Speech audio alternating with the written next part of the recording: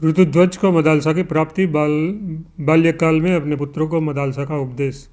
सुमति कहते हैं, नागराज महात्मा अवनस्व जब भोजन कर चुके तब उसके पुत्र और राजकुमार ऋतुध्वज तीनों अपने पास आकर बैठे। नागराज ने मन को प्रिय लगने वाली बातें कहकर अपने पुत्रों के सखा को प्रसन्न किया और पूछा, आयुष्मान, आज तुम मेरे घर पर आए हो, अतः जिससे तुम्हें सुख मिले वैसी किसी वस्तु के लिए यदि तुम्हारी इच्छा हो तो बताओ। जैसे पुत्र अपने पिता से मन की बात कहता है, उसी प्रकार तुम भी निसंक होकर मुझसे अपना मनोरथ कहो। सोना चांदी, वस्त्र, वाहन, आसन अथवा और कोई अत्यंत दुर्लभ एवं मनोवांछित वस्तु मुझसे मांगो।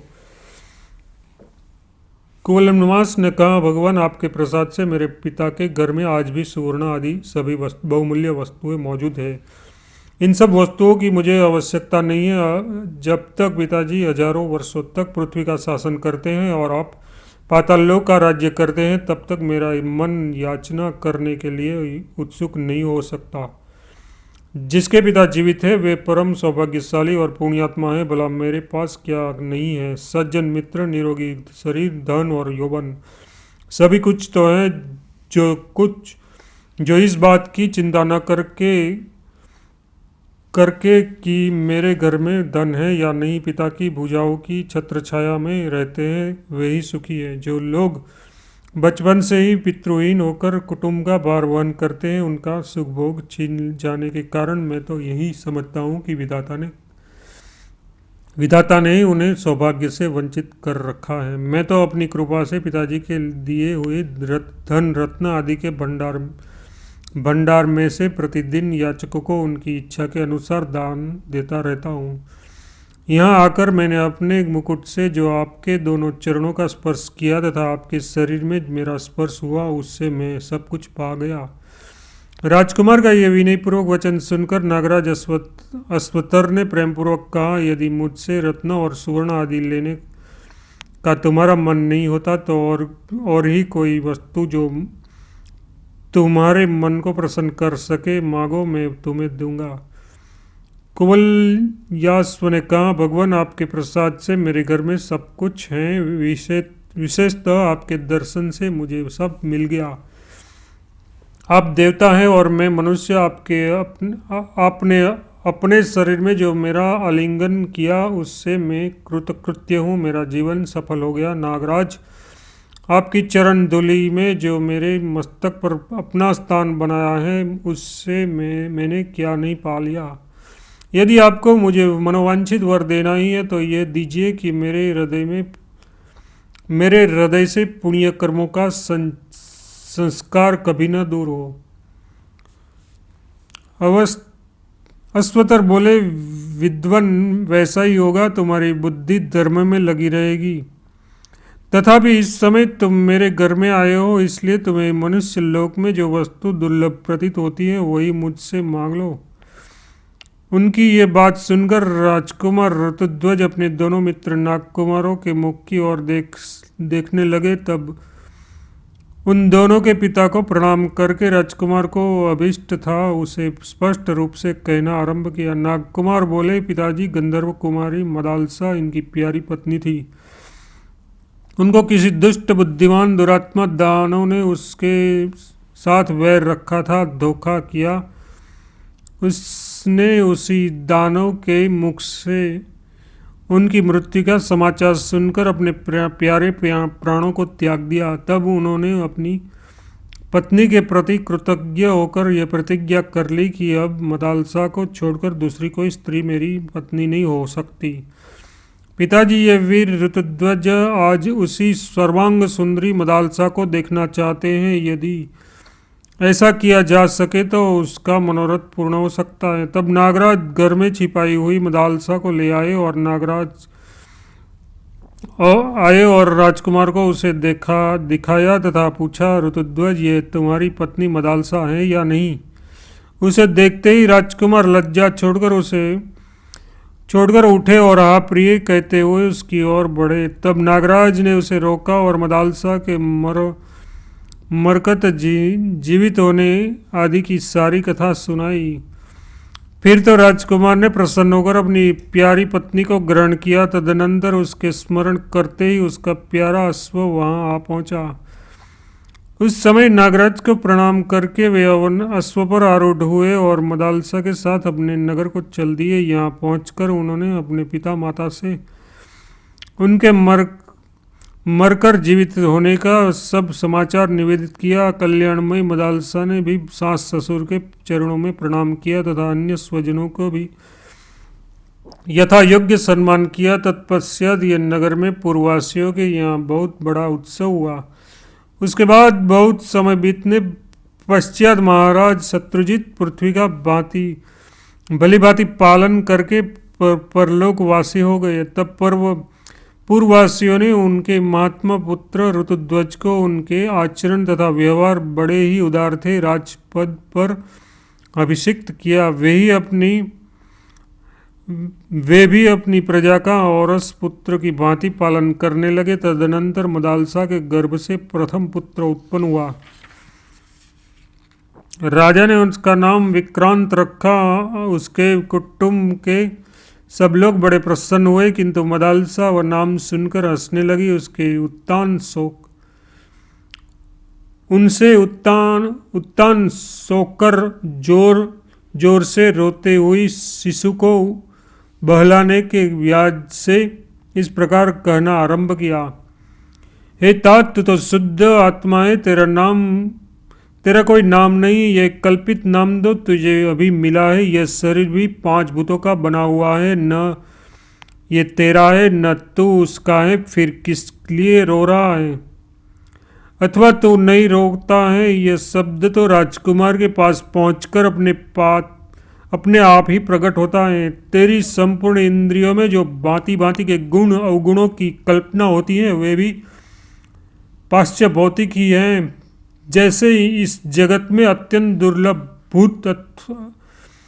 भूत अन्य भूतों के सहयोग से वृद्धि को प्राप्त होते हैं, उसी प्रकार अन्न और जल आदि भौतिक पदार्थों को देने से पुरुष के पाश्चात्य भौतिक शरीर की ही पुष्टि होती है।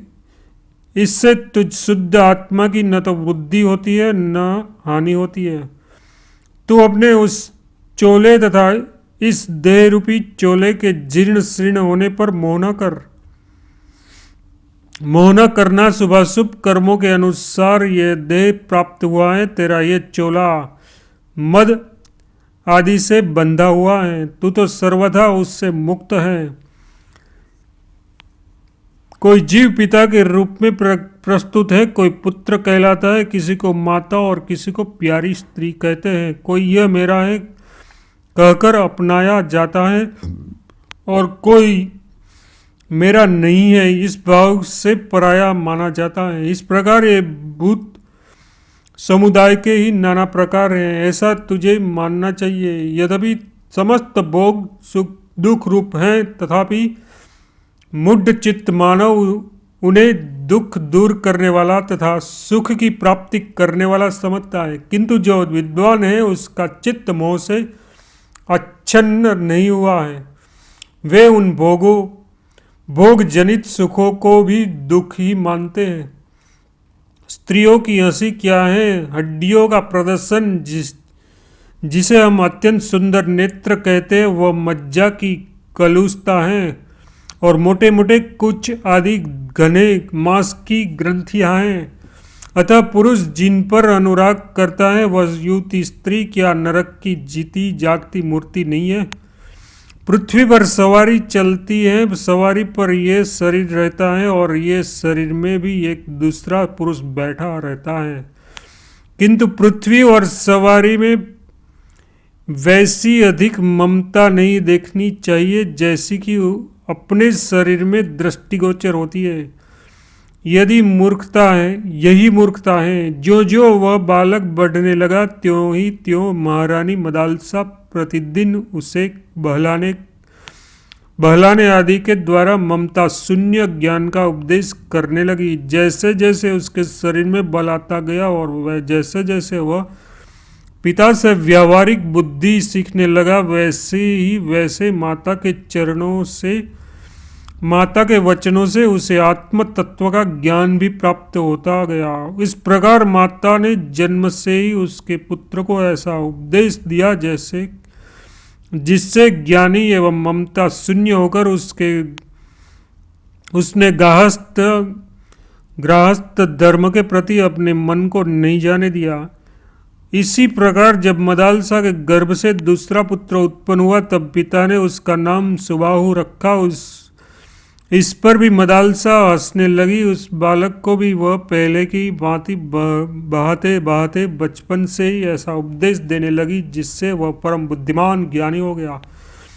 तृतीय पुत्र उत्पन्न होने पर राजा ने उसका नाम शत्रुमर्दन रखा। उस पर भी सुंदरी मदालसा बहुत देर तक हंसती रही तथा उसको भी उनसे पहले की भांति बाल्यकाल से ही ज्ञान का उपदेश दिया। बड़ा होने पर वह निष्काम कर्म करने लगा, सकाम कर्मों की और उसकी रुचि नहीं रही। राजा ऋतुध्वज जब चौथे पुत्र का नामकरण करने चले तब सदाचार परायण मदालसा पर उनकी दृष्टि पड़ी। उस समय वह मंद मंद मुस्कुरा रही थी। उसे हंसते देख राजा को कुछ कौतूहल हुआ, अतः उन्होंने पूछा, देवी जब मैं नामकरण करने चला हूं तब तुम हंसी क्यों हो?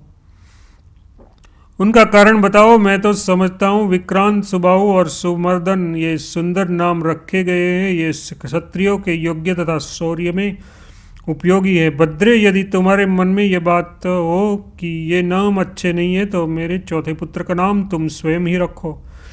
मदाल साहब बोली, महाराज आपकी आज्ञा का पालन करना मेरा कर्तव्य है, अतः आप जैसा कहते हैं उसके अनुसार मैं अपने चौथे पुत्र का नाम स्वयं ही रखूंगी। ये धर्मज्ञ बालक यह संसार में अलर्क के नाम से विख्यात होगा। उनका ये कनिष्ठ पुत्र बड़ा बुद्धिमान होगा। आपका ये कनिष्ठ पुत्र बड़ा बुद्धिमान होगा। माता के द्वारा रखे गए अलर्क इस असंबंध नाम को सुनकर राजा ठसाठस हंस पड़े और इस प्रकार बोले, सुबह तुमने मेरे पुत्र को जो यह अलर्क नाम रखा है उसका क्या कारण है?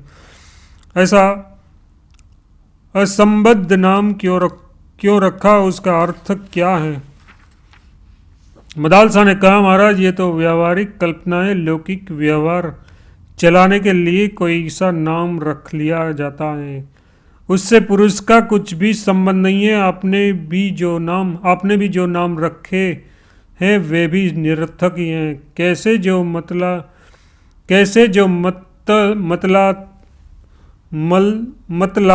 हूँ, कैसे सो बतलाती हूँ। सुनिए, ज्ञानी लोग पुरुष आत्मा को व्याप्त बतलाते हैं। आपने प्रथम पुत्र का नाम विक्रांत रखा है, उसके अर्थ पर विचार कीजिए। क्रांति का अर्थ है गति। उस स्थान से दूसरे स्थान की जाने को गति कहते हैं। एक स्थान से दूसरे स्थान में जाने को गति कहते हैं। जब इस देह का ईश्वर आत्मा सर्वत्र व्यापक है तब ये दूसरी जगह जा नहीं सकता। अतः उसका नाम विक्रांत रखना मुझे निरर्थक ही जान पड़ता है। पृथ्वीनाथ तो दूसरे पुत्र को जो सुबाहु नाम रखा है वह भी व्यर्थ ही है, क्योंकि आत्मा निराकार है। उसको बाह कहाँ से आई? तृतीय पुत्र का जो अरिमर्दन नाम नियत किया गया है, मेरी समझ से वह भी असंबंधी है। उसका कारण भी सुनिए। अरिमर्दन का अर्थ है शत्रु का मर्दन करने वाला। जब सब शरीर में एक ही आत्मा रहता है तब उसका कौन शत्रु है और कौन मित्र? मूर्तिमान भूतों का ही मर्दन होता है। आत्मा तो अमूर्त है, उसका मर्दन कैसे हो सकता है? क्रोध आदि आत्मा से पृथक रहते हैं। अतः ये अरिमर्दन की कल्पना निरर्थक ही है। यदि व्यवहार का भलीभांति निर्वाह करने के लिए ऐसे असंग नामों की कल्पना हो सकती है तो अलर्क नाम से ही क्यों आपको निरखता प्रतीत होती है? रानी मदालसा के द्वारा इस प्रकार भलीभांति समझाए जाने पर परम बुद्धिमान महाराज ऋतुध्वज ने अपनी प्राण वल्लभा को यथार्थवादिनी मानकर कहा, तुम्हारी कथन सत्य है। तदनंतर उसके उसने पहले पुत्रों की भांति उसको भी ज्ञानजनक बातें सुनाने की आरंभ की। तब राजा ने उसे रोककर कहा। राजा बोले, अरे ये क्या कर रही हो? पहले पुत्रों की भांति इसे भी ज्ञान का उपदेश देकर मेरे वंश परंपरा का उच्छेदन करने पर क्यों तुली हो? यदि तुम्हें मेरा प्रिय कार्य करना हो और यदि मेरी बातों को मानना तुम्हें उचित प्रतीत होता हो तो मेरे इस पुत्र को प्रवृत्ति मार्ग में लगाओ। देवी, ऐसा करने से कर्म मार्ग का उच्छेदन नहीं होगा तथा पितरों के पिंडदान का लोप नहीं होगा। जो पितर देवलोक में है, जो त्रियोग योनि में पड़े हैं, जो मनुष्य योनि में एवं भूत वर्ग में स्थिर हैं, वे पुण्यात्मा हो या पापात्मा, जब भूख प्यास से विकल होते हैं तो अपने कर्मों में लगा हुआ मनुष्य पिंडदान तथा जलदान के द्वारा उन्हें तृप्त करता है। इसी तरह वह देवताओं और अतिथियों को भी संतुष्ट रखता है। देवता, मनुष्य, पितर, भूत, प्रेत, गुहक, पक्षी, कृमि और कीट आदि भी मनुष्य से ही जीविका चलाते हैं। अतः सुंदरी, तुम मेरे पुत्र को ऐसा उपदेश दो जिसके इहलोक और परलोक में उत्तम फल देने वाले क्षत्रियोचित कर्तव्य का उसे ठीक ठीक ज्ञान हो। पति के यों कहने पर श्रेष्ठ नारी मदालसा अपने पुत्र अलर्क को बहलाती हुई इस प्रकार उपदेश देने लगी। बेटा, तू धन्य है जो शत्रु रहित होकर अकेला ही चिरकाल तक इस पृथ्वी का पालन करता रहेगा। पृथ्वी के पालन से तुझे सुख भोग की प्राप्ति होगी और धर्म के फलस्वरूप तुझे अमृतत्व मिले। पर्वों के दिन ब्राह्मणों को भोजन के द्वारा तृप्त कराना, बंधु बांधवों की इच्छा पूर्ण करना, अपने हृदय में दूसरों की भलाई का ध्यान रखना और पराई स्त्रियों की ओर कभी मन को न जाने देना। अपने मन में सदा श्री विष्णु भगवान का चिंतन करना, उसके ध्यान में अंतःकरण के काम क्रोध आदि 6 शत्रुओं को जीतना, ज्ञान के द्वारा माया का निवारण करना और जगत की अनित्यता का विचार करते रहना, धन की आय के लिए राजाओं पर विजय प्राप्त करना, यश के लिए धन का सदव्य करना, पराई निंदा सुनने से डरते रहना तथा विपत्ति के समुद्र में पड़े हुए लोगों का उद्धार करना। वीर, तू अनेक यज्ञों के द्वारा देवताओं को तथा धन के द्वारा ब्राह्मणों एवं शरणागतों को संतुष्ट करना, कामना पूर्ति के द्वारा स्त्रियों को प्रसन्न रखना और युद्ध के द्वारा शत्रुओं के छक्के छुड़ाना। बाल्यावस्था में तो भाई बंधुओं को आनंद देना, कुमार अवस्था में आज्ञा पालन के द्वारा गुरुजनों को संतुष्ट रखना, युवावस्था में उत्तम कुल को सुशोभित करने वाली स्त्री को प्रसन्न रखना और वृद्धावस्था में वन के भीतर निवास करते हुए वनवासियों को सुख देना, तत् राज्य करती हुई अपने सुहृदयों को प्रसन्न रखना, साधु पुरुषों की रक्षा करते हुए यज्ञों द्वारा भगवान का यजन करना, संग्राम में दुष्ट शत्रुओं का संहार करते हुए गौ और ब्राह्मणों की रक्षा के लिए अपने प्राण निछावर कर देना। मदालसा का अलर्क को राजनीति का उपदेश। सुमति कहते हैं, इस प्रकार माता के द्वारा प्रतिदिन बहलाया जाता हुआ बालक अलर्क कुछ बड़ी अवस्थाओं को प्राप्त हुआ।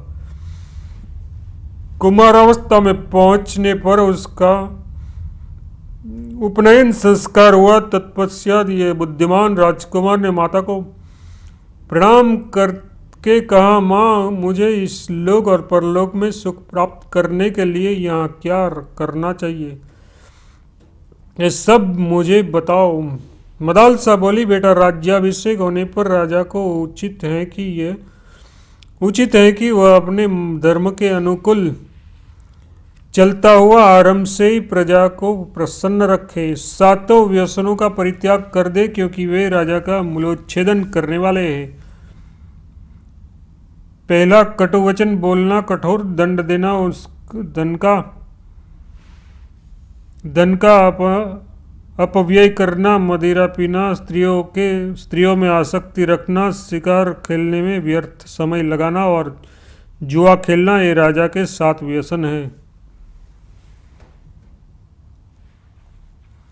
व्यसनों का परित्याग कर दे, क्योंकि वे राजा का मूलोच्छेदन करने वाले हैं। अपनी गुप्त मंत्रणा के बाहर फूटने से उसके द्वारा लाभ उठाकर शत्रु आक्रमण कर देते हैं, अतः ऐसा न होने देकर शत्रुओं से अपनी रक्षा करे। जैसे रथी रथ की गति वक्र होने पर 8 प्रकार से नाश को प्राप्त होता है, उसके ऊपर 8 दिशाओं से प्रहार होने लगते हैं। इस प्रकार गुप्त मंत्रणा के बाहर फूटने पर राजा के 8 वर्गों का निश्चय ही नाश होता है। 8 वर्ग हैं: खेती की उन्नति, व्यापार की उन्नति, दुर्ग निर्माण, पुल बनाना, जंगल से हाथी पकड़कर मंगवाना, खानों पर अधिकार प्राप्त करना, अधीन राजाओं से कर लेना और निर्जन प्रदेशों को आबाद करना, ये 8 वर्ग कहलाते हैं।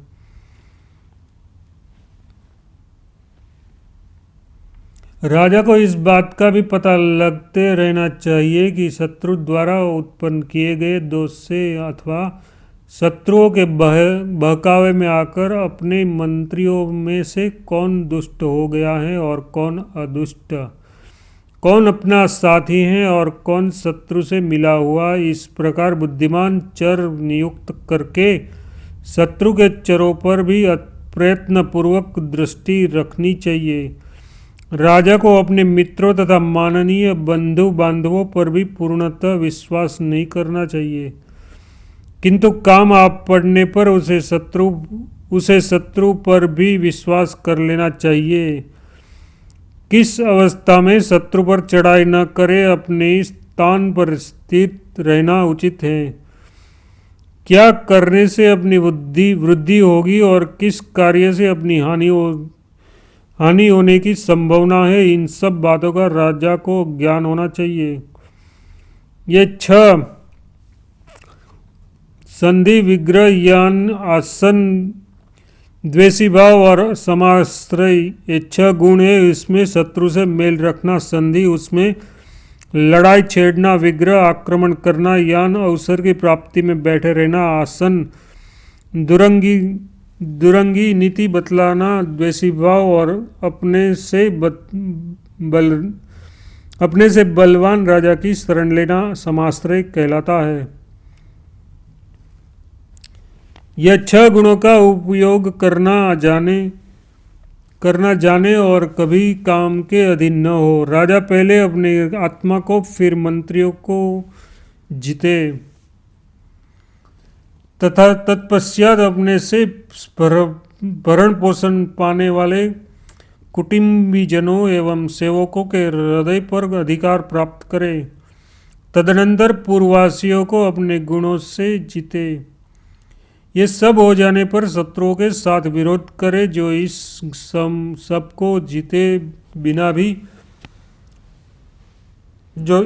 सबको जीते बिना ही शत्रुओं पर विजय पाना चाहते हैं, वह अपने आत्मा तथा मंत्रियों पर अधिकार न रखने के कारण शत्रु समुदाय के वश में पड़कर कष्ट भोगते हैं। इसलिए बेटा, पृथ्वी का पालन करने वाले राजा को पहले काम आदि शत्रुओं को जीतने की चेष्टा करनी चाहिए। इनके जीत लेने पर विजय अवश्यंभावी है। यदि राजा ही अपने वश में हो गया तो यह नष्ट हो जाता है। काम, क्रोध, लोभ, मद, मान और हर्ष ये राजा का विनाश करने वाले शत्रु है। राजा पांडु काम में आसक्त होने के कारण मारे गए तथा अनुहाद क्रोध के कारण ही अपने पुत्र से हाथ धो बैठा। ये विचार कर अपने को काम और क्रोध से अलग रखे। राजा पुरुरवा लोभ से मारे गए और वैन को मद के कारण ही ब्राह्मणों ने मार डाला। अनायुष के पुत्र को मारने के कारण प्राणों से हाथ धोना पड़ा तथा पुरुंजय की मृत्यु हर्ष से हर्ष के कारण हुई, किंतु महात्मा मरुत ने इन सबको जीत लिया था, इसलिए वे संपूर्ण विश्व पर विजयी हुए। यह सोचकर राजा उपयुक्त दोषों का निवारण सर्वथा त्याग करे। वह कौवे, कोयल, भौरे, हरिण, सांप, मोर, हंस, मुर्गे और लोहे के व्यवहार से शिक्षा ग्रहण करे। तात्पर्य यह है कि राजा कौवे के समान आलस्य रहित और सावधान हो। जैसे कोयल अपने अंडों का कौवों से पालन करती है, वैसे ही राजा भी दूसरे से अपना कार्य साध कर वह भौरों के समान रसग्रही और मृग के समान सदा चौकना रहे। जैसे सर्प बड़ा बड़ा फन निकालकर दूसरों को डराता और मेढकों को चुपके से निगल जाता है, उसी प्रकार राजा दूसरों पर आतंक जमाए रहे और सहसा आक्रमण करके शत्रु को अपने अधीन कर ले। जैसे मोर अपने समेटे हुए पंखों को कभी कभी फैलाता है, उसी प्रकार राजा भी समयानुसार अपने संकुचित शौर्य और बल का विस्तार करे। वह हंसों के समान नीर शीर का विवेक करने वाला गुणग्राही हो। मृगों के समान रात रहते ही शयन से उठकर कर्तव्य का विचार करे और लोहे की भांति शत्रुओं के लिए अमेघ एवं कर्तव्य पालन में कठोर हो।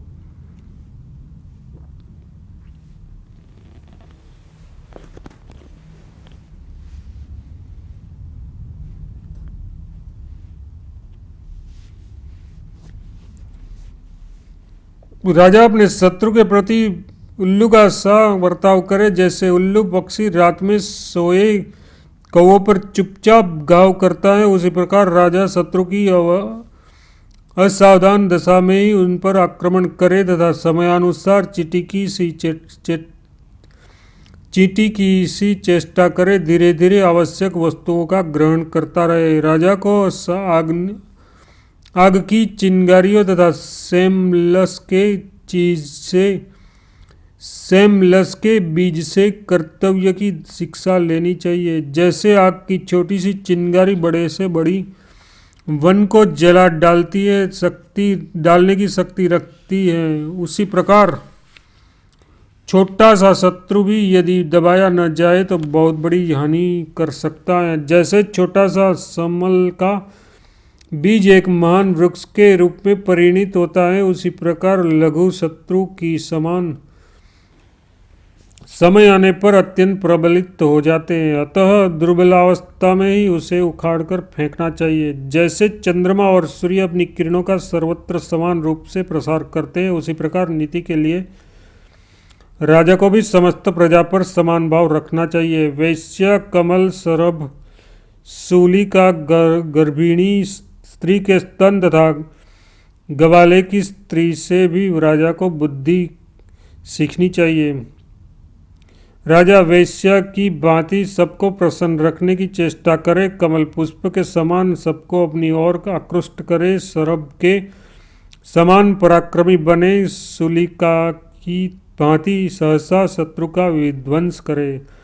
जैसे गर्भिणी के स्तन में भावी संतान के लिए दूध का संग्रह होने लगता है, उसी प्रकार राजा भविष्य के लिए संजयशील बने। और जिस प्रकार ग्वाले की स्त्री दूध से नाना प्रकार के खाद्य पदार्थ तैयार करती है, वैसे ही राजा को भी भली भांति भांति की कल्पनाओं में पट्टू होना चाहिए। यह पृथ्वी का पालन करते समय इंद्र, सूर्य, यम, चंद्रमा तथा वायु इन पांचों के रूप धारण करे। जैसे इंद्र 4 महीने वर्षा करके पृथ्वी पर रहने वाले प्राणियों को तृप्त करते हैं, उस प्रकार राजा दान के द्वारा प्रजाजनों की संतुष्ट करे। जिस प्रकार सूर्य 8 महीनों तक अपनी किरणों से पृथ्वी का जल सोखते रहते हैं, इस प्रकार सूक्ष्म उपायों से धीरे धीरे कर आदि का संग्रह करे। जैसे यमराज समय आने पर प्रिय अप्रिय सभी को मृत्यु पास में बांधते हैं, उस प्रकार राजा भी प्रिय अप्रिय तथा साधु और दुष्ट के प्रति समान भाव से राजनीति का प्रयोग करें। जैसे पूर्ण चंद्रमा देखकर सब मनुष्य प्रसन्न होते हैं, उसी प्रकार जिस राजा के प्रति समस्त प्रजा को समान रूप से संतोष हो, वही श्रेष्ठ एवं चंद्रमा के व्रत का पालन करने वाले हैं। जैसे वायु गुप्त रूप से समस्त प्राणियों के भीतर संचार करती रहती है, उसी प्रकार राजा भी गुप्तचर के द्वारा पूर्ववासियों, मंत्रियों तथा बंधु बांधवों के मन का भाव जानने की चेष्टा करें। बेटा, जिसके चित्त को दूसरे लोग लोभ, कामना तथा अर्थ से नहीं खींच सकते, वह राजा स्वर्गलोक में जाते हैं। जो अपने धर्म से विचलित हो कुमार्ग पर जानने वाले मूर्ख मनुष्यों को फिर धर्म में लगाता है, वह राजा स्वर्ग में जाता है। वत्स, जिनके राज्य में वर्ण धर्मों और आश्रम धर्मों को हानि नहीं पहुंचती, उसे इस लोक और परलोक में भी सनातन सुख प्राप्त होता है। स्वयं दुष्ट बुद्धि पुरुषों द्वारा धर्म से विचलित न होकर ऐसे लोगों को अपने धर्म में लगाना ही राजा का सबसे बड़ा कर्तव्य है और यही उसे सिद्धि प्रदान करने वाला है। राजा सब प्राणियों का पालन करने से ही कृतकृत्य होता है। जो यत्नपूर्वक भलीभांति प्रजा का पालन करने वाले हैं, वह प्रजा के धर्म का भागी होता है। जो राजा इस प्रकार चारों वर्णों की रक्षा में तत्पर रहता है, वह सर्वत्र सुखी होकर विचरता है और अंत में उसे इंद्रलोक की प्राप्ति होती है। मदलसा के द्वारा वर्णाश्रम धर्म एवं गृहस्थ के कर्तव्य का वर्णन। अलर्क ने कहा, महाभागे, आपने राजनीति संबंधी धर्म का वर्णन किया, अब मैं वर्णाश्रम धर्म सुनना चाहता हूँ। मदालसा बोली, दान, अध्ययन और यज्ञ ये ब्राह्मण के 3 धर्म हैं तथा यज्ञ कराना, विद्या पढ़ाना और पवित्र दान लेना, ये 3 प्रकार की उनकी आजीविका बताई गई है। दान, अध्ययन और यज्ञ 3 क्षत्रिय के भी धर्म है। पृथ्वी की रक्षा तथा शस्त्र ग्रहण करके जीवन निर्वाह करना, ये उसकी जीविका है। वैश्य के भी दान, अध्ययन और यज्ञ ये तीनों ही धर्म है। व्यापार, पशुपालन और खेती ये उसकी जीविका है। दान, यज्ञ और द्विजातियों की सेवा, ये 3 उनका धर्म शूद्र के लिए बतलाया गया है। शिल्प कर्म, द्विजातियों की सेवा और खरीद बिक्री ये उसकी जीविका है। इस प्रकार ये वर्ण धर्म बतलाए गए हैं। अब आश्रम धर्मों का वर्णन सुनो। यदि मनुष्य अपने वर्ण धर्म से भ्रष्ट न हो तो ये उनके द्वारा उत्तम सिद्धि को प्राप्त होता है और निषिद्ध कर्मों के आचरण से ये मृत्यु के पश्चात नरक में पड़ता है। उपनयन संस्कार होने पर ब्रह्मचारी बालक गुरु के घर में निवास करे, यहाँ उसके लिए जो धर्म बतलाया गया है वह सुनो।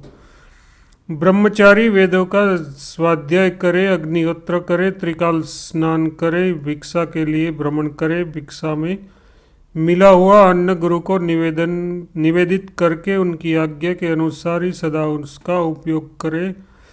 गुरु के कार्य में सदा उद्यत रहे, भली भांति उन्हें प्रसन्न रखे। गुरु के बुलाने पर एकाग्रचित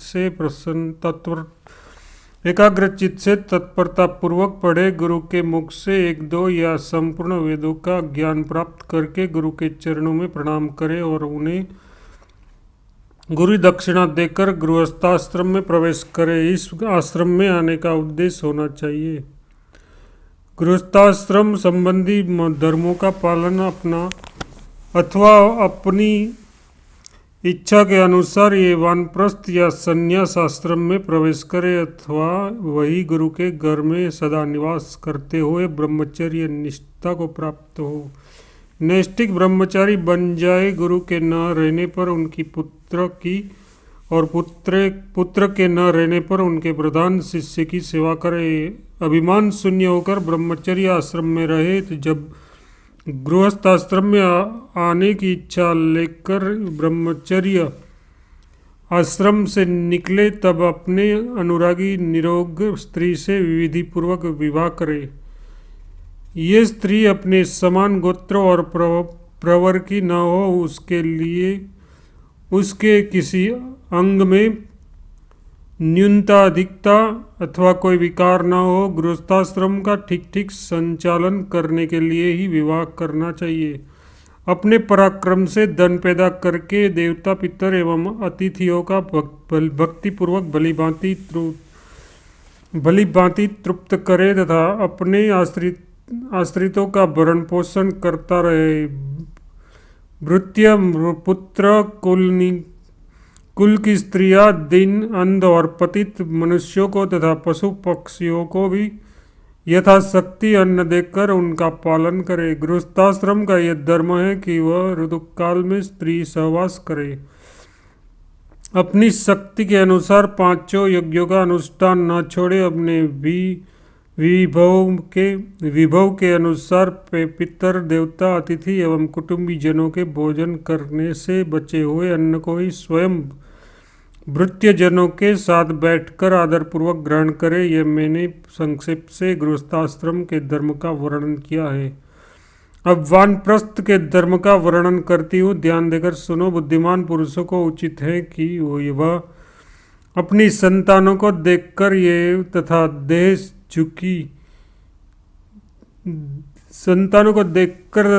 झुकी जा रही है, इस बात का विचार करके आत्मशुद्धि के लिए वानप्रस्थ आश्रम में जाए। वहाँ वन के फल मूलों का उपभोग करे और तपस्या से शरीर को सुखाता रहे। पृथ्वी पर सोए, ब्रह्मचर्य का पालन करे, देवताओं और पितरों तथा अतिथियों की सेवा में संलग्न रहे। अग्निहोत्र, त्रिकाल संध्या तथा जटा वल्कल धारण करे। सदा योगाभ्यास में लगा रहे और वनवासियों पर सहज स्नेह रखे। इस प्रकार ये पापों की शुद्धि तथा आत्मा का उपकार करने के लिए वानप्रस्थ आश्रम का वर्णन किया है। अब चतुर्थ आश्रम का स्वरूप बतलाती हूँ, सुनो।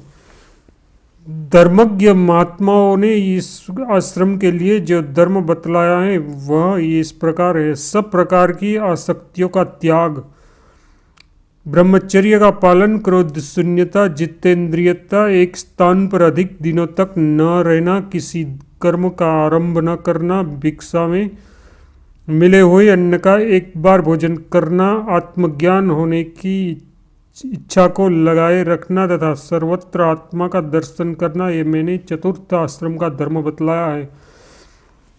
अब अनन्याय वर्णों तथा आश्रमों के सामान्य धर्मों का वर्णन सुनो। सत्य, शौच, अहिंसा, दोष दृष्टि का अभाव, क्षमा, क्रूरता का अभाव, दीनता का न होना तथा संतोष धारण करना, ये वर्ण और आश्रमों के धर्म संक्षेप से बतलाए गए हैं। जो पुरुष अपने वर्ण और आश्रम संबंधी धर्म को छोड़कर उसके विपरीत आचरण करता है वह राजा के लिए दंडनीय है। जो मानव अपने धर्म का त्याग करके पाप कर्मों में लग जाते हैं उनकी अपेक्षा करने वाले राजा के इष्ट मतलब देव पूजा, अग्निहोत्र तथा यज्ञ आदि कर्म इष्ट कहलाते हैं।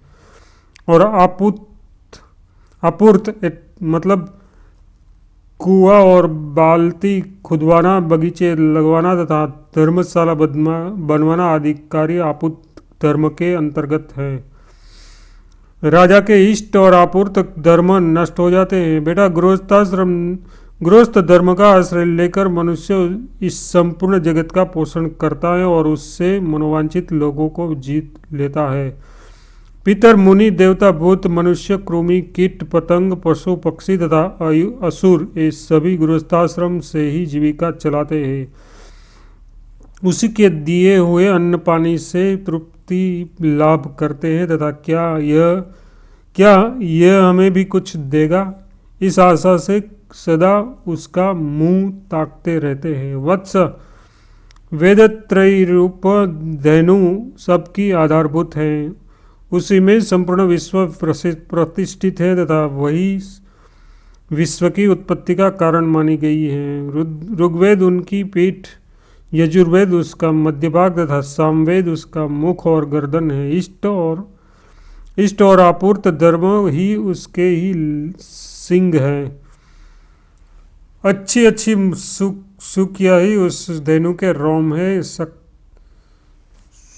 सुक्तिया शक्ति कर्म गोबर और पुष्टि कर्म उसका मूत्र है। आकार आदि वर्ण उसके अंगों के आधारभूत चरण हैं। संपूर्ण जगत का जीवन उससे चलता है। ये वेदत्रयी रूप धेनु अक्षय है, उसका कभी क्षय नहीं होता। स्वाहा मतलब देवयज्ञ, स्वधा मतलब पितृयज्ञ, वसटकार मतलब ऋषि आदि की प्रसन्नता के लिए किए जाने वाले यज्ञ, तथा हंतकार मतलब अतिथि यज्ञ, ये उनके 4 स्तन हैं। स्वाहा स्तन को देवता, स्वधा को पितर, वसटकार को मुनि तथा हंतकार रूप स्तन को मनुष्य सदा पीते हैं। इस प्रकार ये त्रिमयी धेनु सबको तृप्त करती हैं। जो मनुष्य उन देवता आदि की वृत्ति का उच्छेदन करता है वह अत्यंत पापाचारी है। उसे अंधता, मिस्त्र एवं तामिस्त्र नरक में गिरना पड़ता है। जो इस धेनु को इसके देवता आदि बछड़ों से मिलता है, जो इस धेनु को इसके देवता आदि बछड़ों से मिलता है और उन्हें उचित समय पर पीने का अवसर देता है, वह स्वर्ग में जाता है।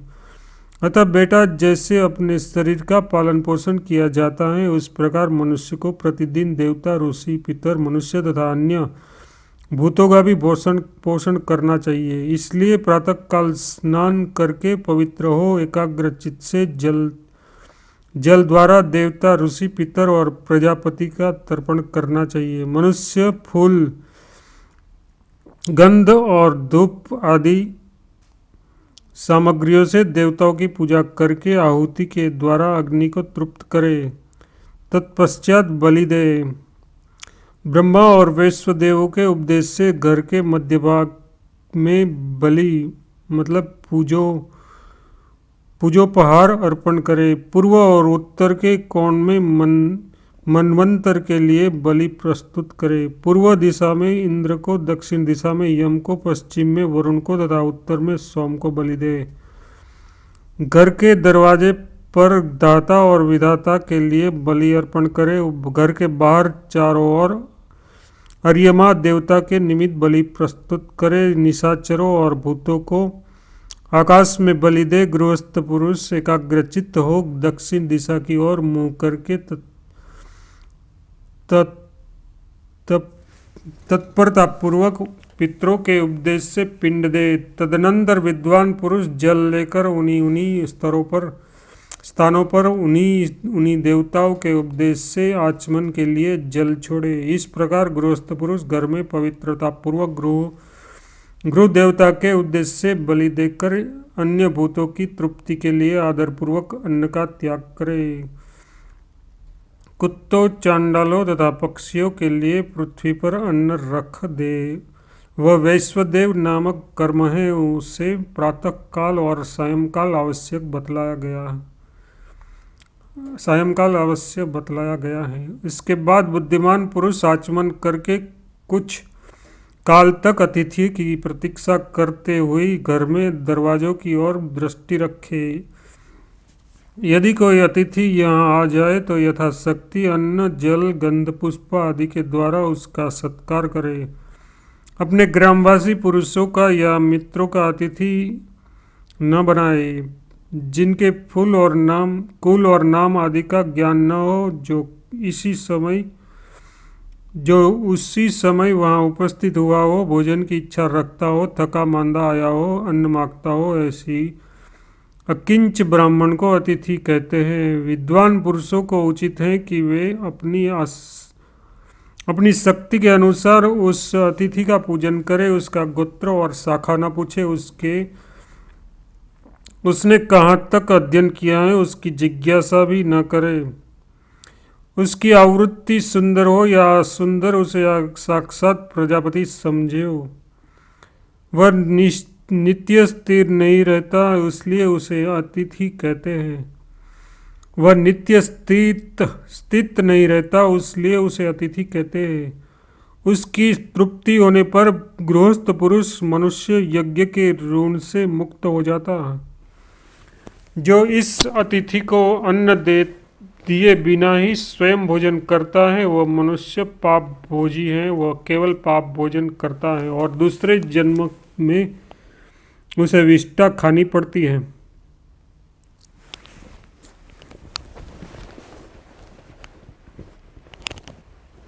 अतिथि जिसके घर में निराश होकर लौटते हैं उसको अपना पाप दे स्वयं उसका पुण्य लेकर चल देता है।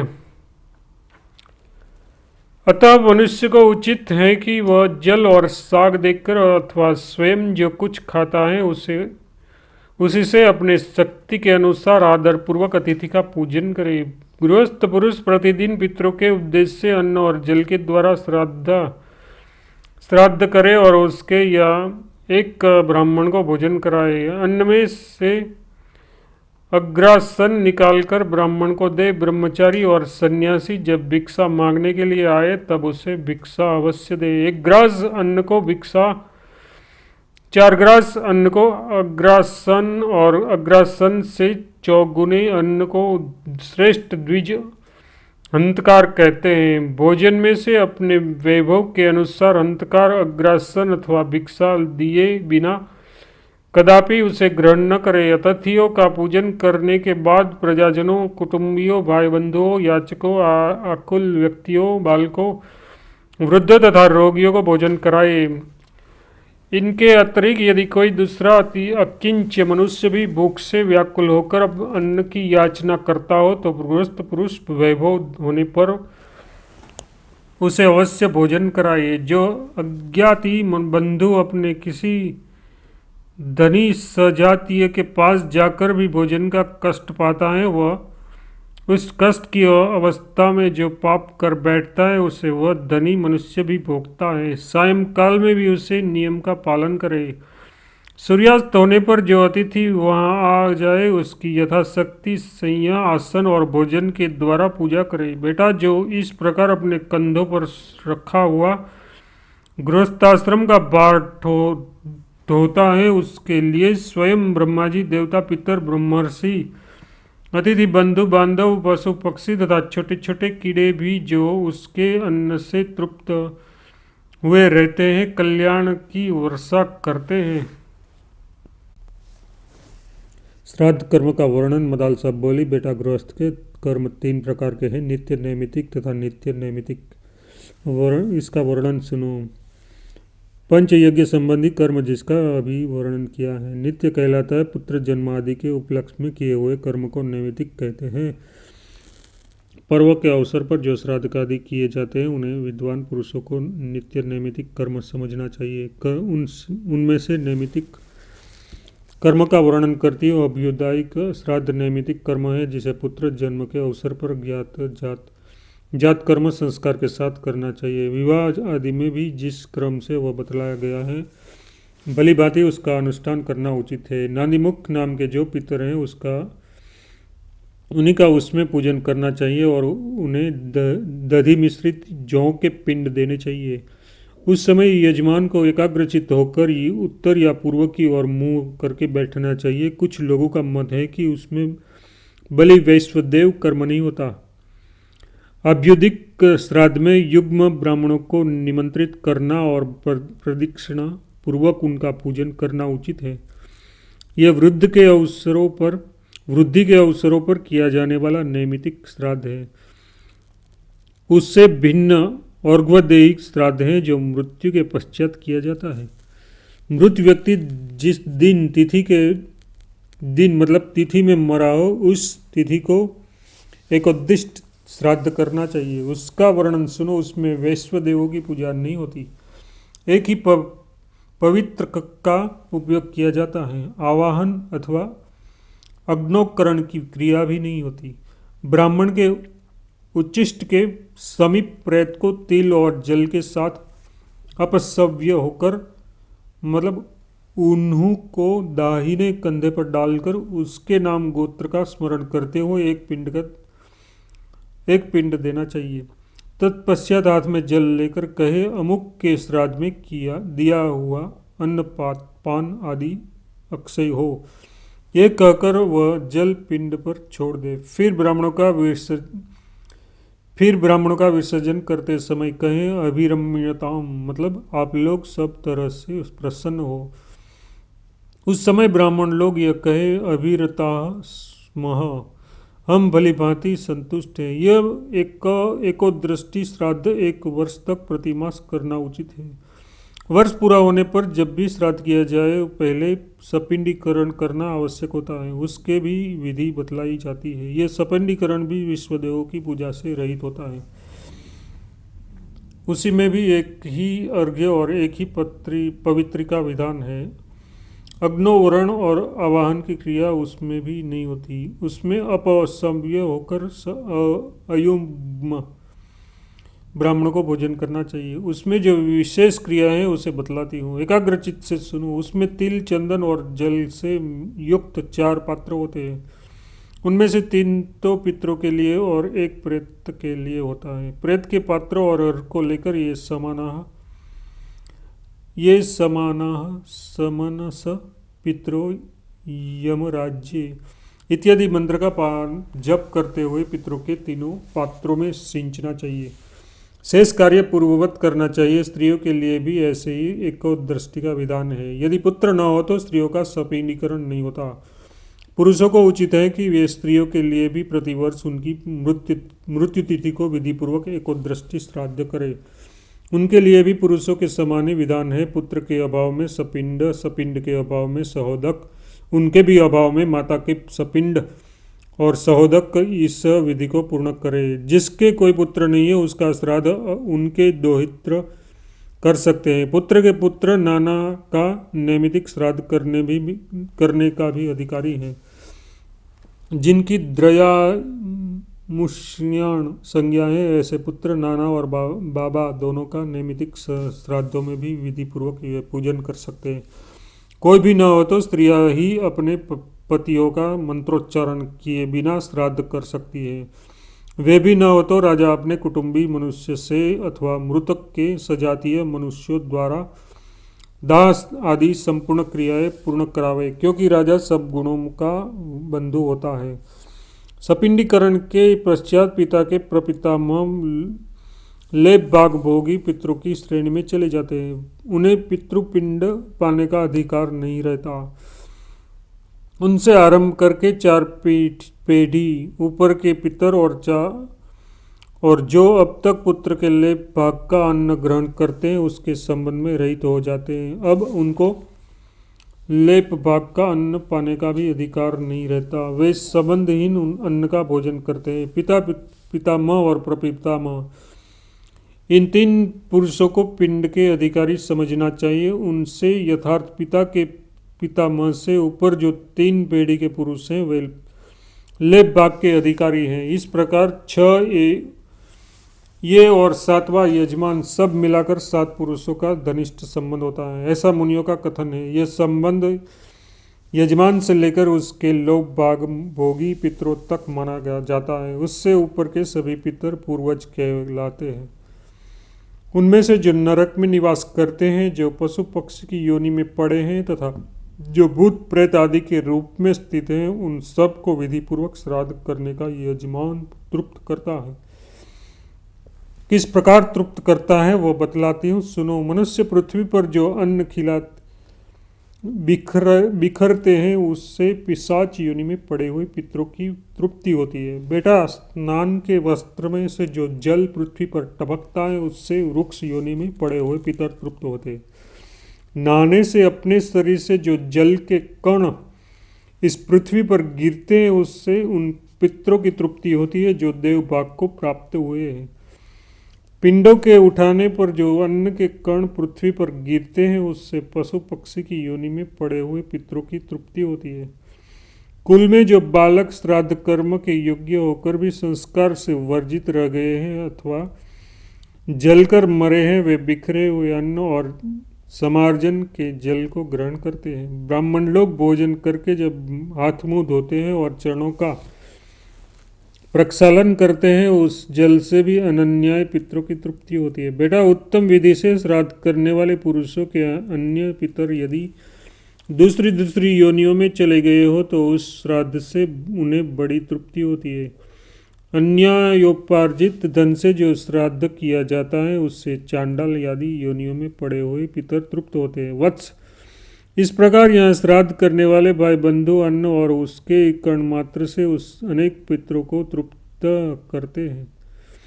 इसलिए मनुष्य को उचित है कि वह पितरों के प्रति भक्ति रखे हुए शाक मात्र के द्वारा ही विधिपूर्वक श्राद्ध करे। श्राद्ध करने वाला पुरुष के कुल में कोई दुख नहीं भोगता। अब मैं नित्य नैमित्तिक श्राद्ध के काल बतलाती हूँ और मनुष्य जिस विधि से श्राद्ध करते हैं उसका भी वर्णन करती हूँ। सुनो, प्रत्येक मास की अमावस्या को जिस दिन चंद्रमा की संपूर्ण कलाएं क्षीण हो गई वो तथा अष्टका तिथियों को अवश्य श्राद्ध करना चाहिए। अब श्राद्ध का इच्छा प्राप्त काल सुनो। किसी विशिष्ट ब्राह्मण के आने पर, सूर्य ग्रहण और चंद्रमा ग्रहण के अयन आरंभ होने पर, विषव योग में सूर्य की संक्रांति के दिन, व्यतिपात योग में श्राद्ध के योग्य सामग्री की प्राप्ति होने पर, दुष्स्वप्न दिखाई देने पर, जन्म नक्षत्र के दिन एवं ग्रह जनित पीड़ा होने पर स्वेच्छा से श्राद्ध का अनुष्ठान करे। श्रेष्ठ ब्राह्मण, श्रोत्रिय, योगी, वेदज्ञ, ज्येष्ठ, सामग, त्रिणाचित्तम, त्रिमधु, त्रिसुपर्णी, षडंगवेता, दोहित्र, ऋत्विक, जामाता, भांजा, पंचाग्नि कर्म में तत्पर, तपस्वी, मामा, माता पिता के भक्त, शिष्य, संबंधी एवं भाई बंधु, ये सभी श्राद्ध में उत्तम माने गए हैं।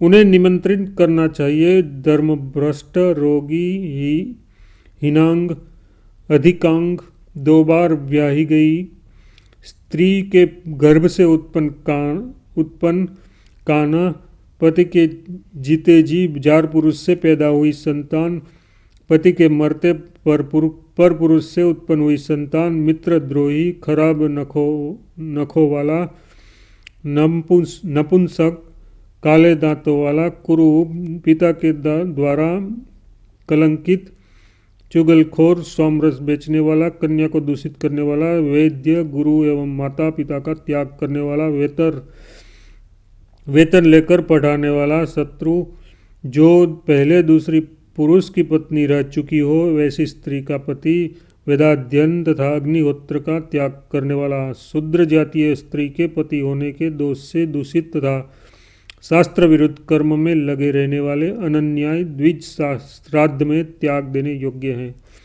पहले बताए हुए श्रेष्ठ द्विजों की देव यज्ञ अथवा श्राद्ध में एक दिन पहले ही निमंत्रण देना चाहिए। उसी समय से ब्राह्मणों तथा श्राद्ध कर्मों को भी संयम में रहना चाहिए। जो श्राद्ध में दान देकर अथवा श्राद्ध में भोजन करके मैथुन करता है उसके रजवीर्य में 1 मास तक पितरों को शयन करना पड़ता है। जो स्त्री सहवास करके श्राद्ध में जाता और खाता है उसके पितर उसके वीर्य और मूत्र का 1 मास तक आहार करते हैं।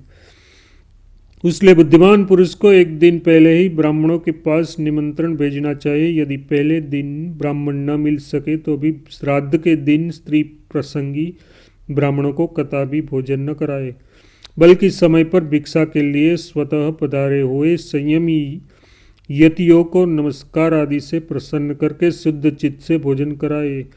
जैसे शुक्ल पक्ष की अपेक्षा कृष्ण पक्ष पितरों को विशेष प्रिय है, वैसे ही पूर्वाह की अपेक्षा अपराह उन्हें अधिक प्रिय है। घर पर आए हुए ब्राह्मणों का स्वागत पूर्वक पूजन करके उन्हें पवित्र युक्त हाथ से आचमन कराने के बाद आसनों पर बिठाए। श्राद्ध में विषम और देव यज्ञ में सम संख्या में ब्राह्मणों का निमंत्रण करे अथवा अपनी शक्ति के अनुसार दोनों कार्यों में एक ब्राह्मण को भोजन कराए। वही बात माता मोह के श्राद्ध में भी होनी चाहिए। वैश्वदेव का श्राद्ध भी ऐसा ही है। कुछ लोगों का ऐसा मत है कि पितरों और माता मोह के वैश्वदेव कर्म पृथक पृथक है। देव श्राद्ध में ब्राह्मणों को पूर्वाभिमुख और पितृ श्राद्ध में उत्तराभिमुख बैठना चाहिए। माता मोह के श्राद्ध में भी मनीषी पुरुषों ने उसी विधि का प्रतिपादन किया है। पहले ब्राह्मणों को बैठाने के लिए कुछ देकर विद्वान पुरुष अर्घ्य आदि से उनकी पूजा करे, फिर उन्हें पवित्रक आदि दे उनके द्वारा उनसे ज्ञान लेकर मंत्रोच्चारण पूर्वक देवताओं का आह्वान करे। तत्पश्चात जौ और जल आदि से विश्वदेव को अर्घ्य देकर गंध पुष्प माला जल धूप और दीप आदि विधि पूर्वक निवेदन करे। पितरों के लिए ये सारी वस्तुएं अपसंव्य होकर प्रस्तुत करनी चाहिए। पितृ श्राद्ध में बैठे हुए ब्राह्मणों को आसन के लिए द्विगुण भुग्न मतलब दोहरे मुंडे हुई कुछ देकर उनकी आज्ञा ले विद्वान पुरुष मंत्रोच्चारण पूर्वक पितरों का आह्वान करे और अपसंव्य होकर पितरों की प्रसन्नता के लिए तत्पर हो उन्हें अर्घ्य निवेदन करे। उसमें जौ के स्थान पर तिलों का उपयोग करना चाहिए। तदनंतर ब्राह्मणों के आज्ञा देने पर अग्नि कार्य करे। नमक और व्यंजन से रहित अन्न लेकर विधिपूर्वक अग्नि में आहुति दे। अग्नेय कव्य वाहनाय स्वाहा इस मंत्र से पहली आहुति दे। सौमाय पितृमते स्वाहा इस मंत्र से दूसरी आहुति दे तथा यमाय प्रेतपतये स्वाहा इस मंत्र से तीसरी आहुति को अग्नि में डाले। आहुति से बचे हुए अन्न को ब्राह्मणों के पात्र में परोसे, फिर पात्र में हाथ का सहारा दे विधिपूर्वक कुछ और अन्न डाले एवं कोमल वचनों में प्रार्थना करे कि अब आप लोग सुख से भोजन कीजिए। फिर उन ब्राह्मणों को चाहिए कि वे एकाग्रचित्त एवं मौन होकर सुखपूर्वक भोजन करें। जो अन्न उन्हें अत्यंत प्रिय लगे वह तुरंत उनके सामने प्रस्तुत करे। इस समय क्रोध को त्याग दे और ब्राह्मणों को आग्रह पूर्वक प्रलोभन दे भोजन कराइए। उनके भोजन काल में रक्षा के लिए पृथ्वी पर तिल और सरसों बिखरे तथा रक्षोद्य मंत्रों का पाठ करें, क्योंकि श्राद्ध में अनेक प्रकार के विघ्न उपस्थित होते हैं। जब ब्राह्मण लोग भूपूर्ण भोजन कर ले तो पूछे, क्या आप लोग भलीभांति तृप्त हो गए? इसके उत्तर में ब्राह्मण कहे, हाँ हम पूर्ण तृप्त हो गए। फिर उनकी आज्ञा लेकर पृथ्वी पर सब और कुछ अन्न बिखेरे। इस प्रकार आचमन करने के लिए एक एक ब्राह्मण को बारी बारी से जल दे। तत्पश्चात फिर उनकी आज्ञा ले मन वाणी और शरीर को संयम में रखकर तिल सहित संपूर्ण अन्न से पितरों के लिए पृथक पृथक पिंड दे। ये पिंडदान ब्राह्मणों के उच्छिष्ट के समीप ही कुशों पर करना चाहिए। फिर पितृ तीर्थ से उन पिंडों पर एकाग्रचित्त से जल दे। इसी प्रकार मातामह आदि के लिए भी विधिपूर्वक पिंडदान देकर गंधमाला आदि के साथ आचमन के लिए जल दे। अंत में यथाशक्ति दक्षिणा देकर ब्राह्मणों से कहें, सुस्वधा अस्तु मतलब ये श्राद्ध कर्म भलीभांति संपन्न हो। ब्राह्मण भी संतुष्ट होकर तथास्तु कहें। फिर वैश्वदेव संबंधी ब्राह्मणों से कहें, हे वैश्वदेवगण आपका कल्याण हो, आप लोग प्रसन्न रहे। तब ब्राह्मण लोग तथास्तु कहें। इसके बाद उनसे आशीर्वाद की याचना करें और प्रिय वचन कहते हुए भक्तिपूर्वक प्रणाम करके उन्हें विदाई दे। दरवाजे तक उन्हें पहुंचाने के लिए पीछे पीछे जाए और उनकी आज्ञा लेकर लौटे। तदनंतर नित्य क्रिया करे और भक्त अतिथियों का भोजन कराए। किन्हीं श्रेष्ठ पुरुषों का विचार है कि ये नित्य कर्म भी पितरों के ही उपदेश से होता है। दूसरे लोग ऐसा कहते हैं कि इसमें पितरों का कोई संबंध नहीं है। शेष कार्य पूर्ववत करे।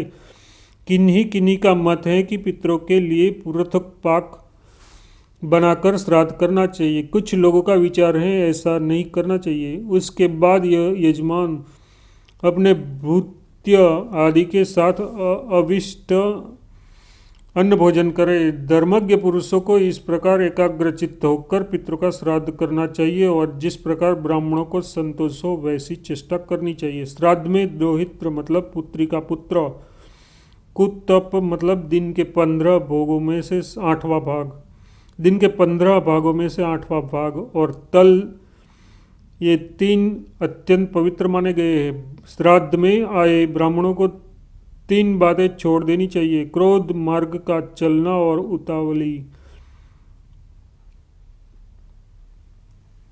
बेटा, श्राद्ध में चांदी का पात्र बहुत उत्तम माना गया है, उसमें चांदी का दर्शन या दान अवश्य करना चाहिए। सुना जाता है पितरों ने चांदी के पात्र में ही गोरूप धारणी पृथ्वी से स्वधा का दोहन किया था। अतः पितरों को चांदी का दान अभीष्ट एवं प्रसन्नता बढ़ाने वाला है।